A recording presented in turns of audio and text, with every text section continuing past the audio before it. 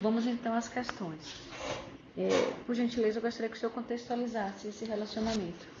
Pronto, o senhor Moreira Franco é piauiense e tem uma relação antiga com a empresa e me conhece também há alguns anos.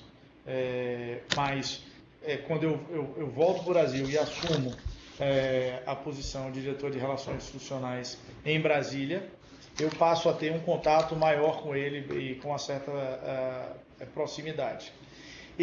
Novamente, pelas mesmas razões que eu tive com o senhor Eliseu Padilha, eu tive também um pouco com o senhor Moreira Franco, porque ele tinha uma relação de amizade e de confiança com um amigo meu, uma pessoa de minha relação, que era o senhor Jadel Vieira Lima.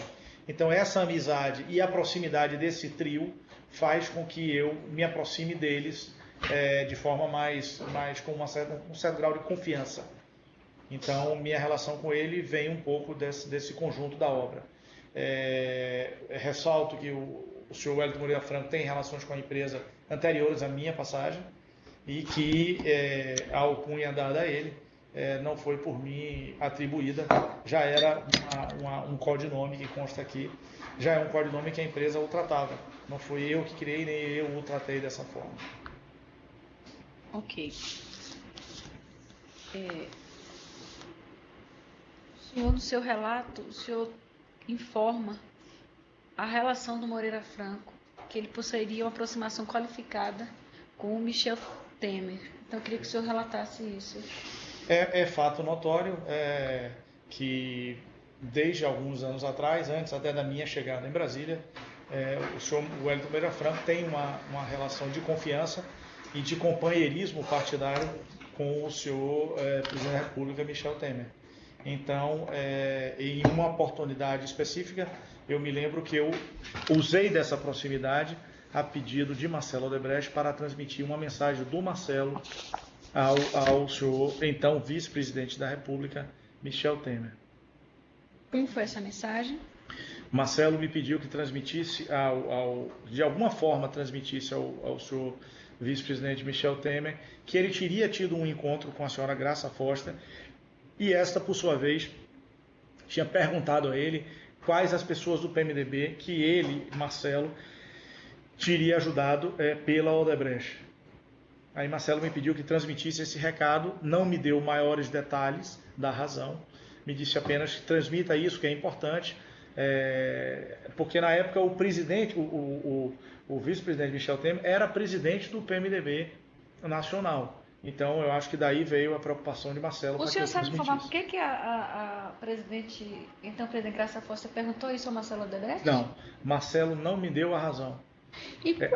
A minha especulação é que Marcelo pediu para eu dizer isso ao senhor Michel Temer, por ele ser presidente do partido.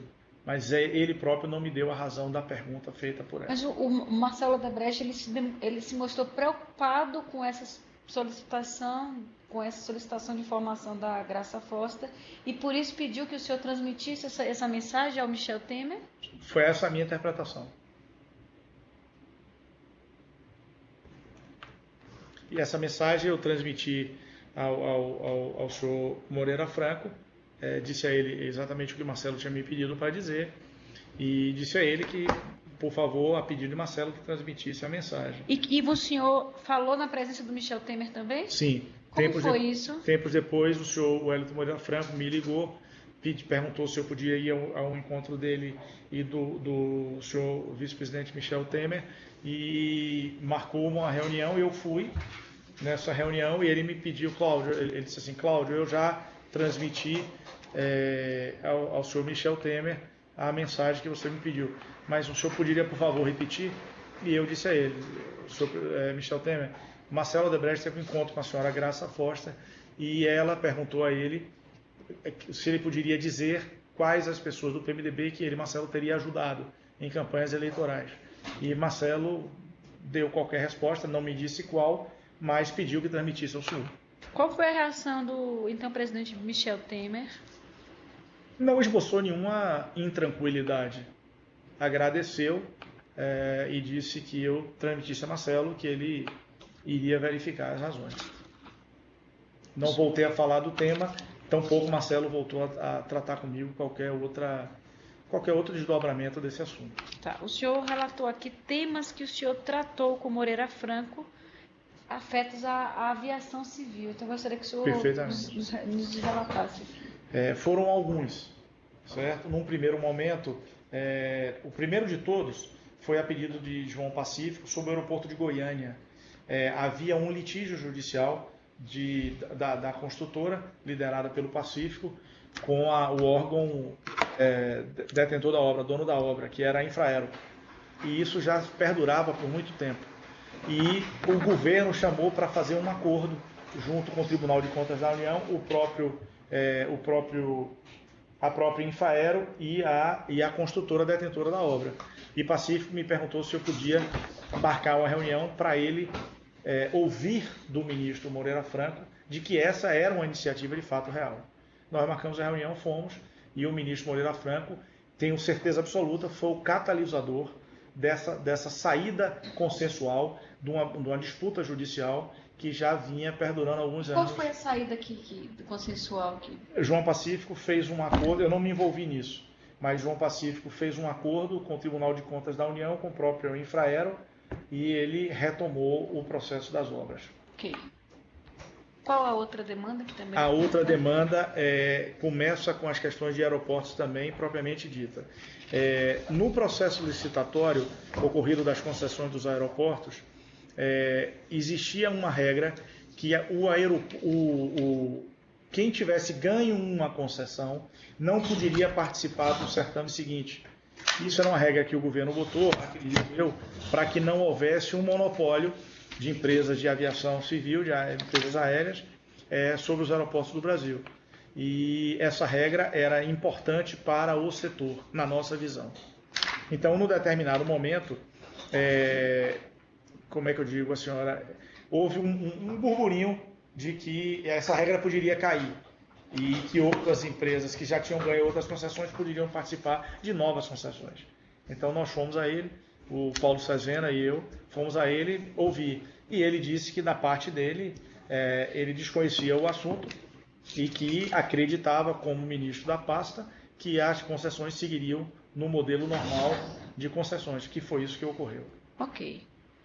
Outro assunto, por favor? O outro assunto foi na questão do aeroporto do Galeão. Houve, por parte dele, ele chamou o presidente da constituída, acho que o nome da empresa é Galeão, Aeroporto Galeão, Paulo Cesena e eu. Paulo Cesena, presidente da Odebrecht Transport, portanto, o chefe direto do Luiz Rocha, presidente do Galeão, que preside o Galeão até hoje. Nós fomos a ele e a ideia que eles tinham era que a gente assumisse a concessão do aeroporto do Galeão antes da Copa do Mundo, sendo que o contrato nosso dizia que a gente só assumiria depois da Copa do Mundo, né? Mas, por uma postura correta da empresa, ela rechaçou essa possibilidade, porque se houvesse algum problema durante o evento Copa do Mundo, recairia sobre as costas da Odebrecht. Okay. Então, isso acabou não ocorrendo. Okay.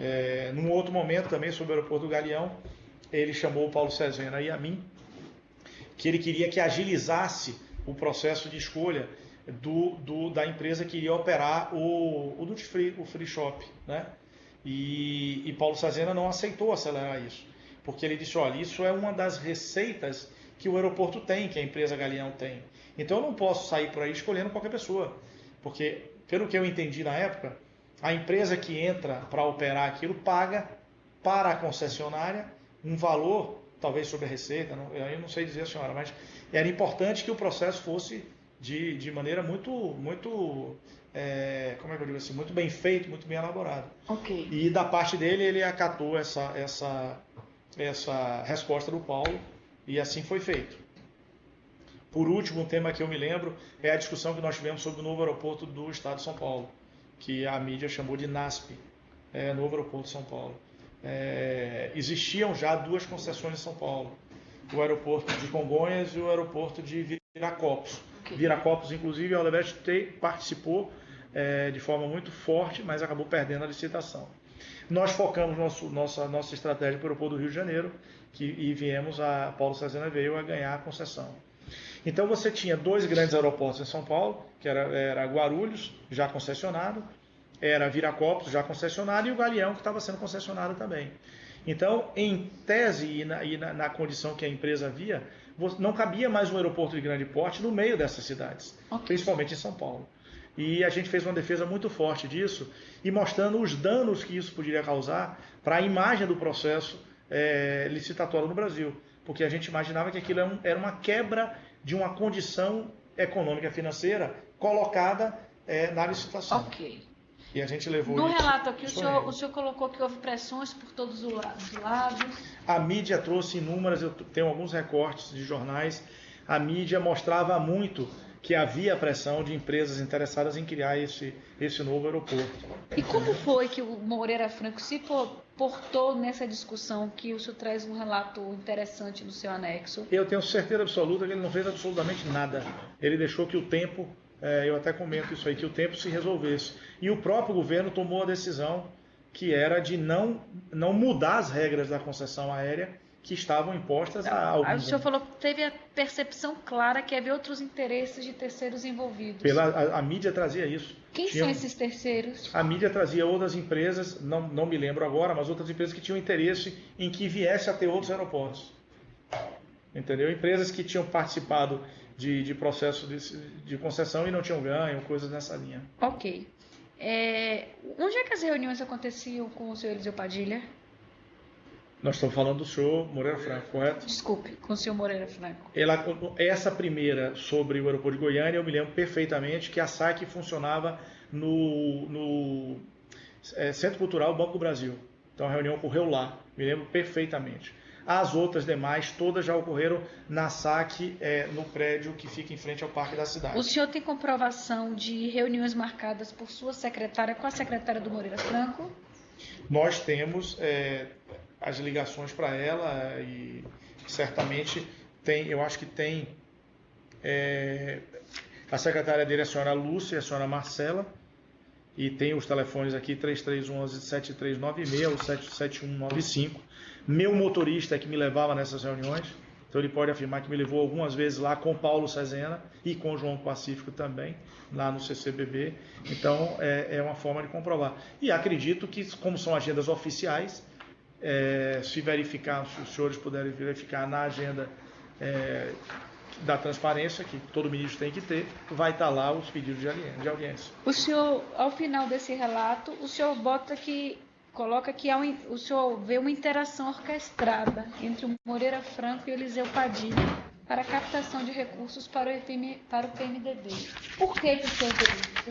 Porque eu vivi um item específico, um momento específico, eu relatei há pouco, quando o ministro quando o senhor Moreira Franco era ministro da Aviação Civil, ele fez um pedido na mesa a Paulo Cezena e a mim para que a empresa colaborasse com o partido no evento que viria em 2014. Mas ele sai da pasta. Então, quando ele sai da pasta, outro ministro assume, que é o senhor Eliseu Padilha, e em determinado momento ele me relembra esse assunto. Ora, se ele me relembra, somente o senhor Moreira Franco pode ter transferido. E foi pago esse valor?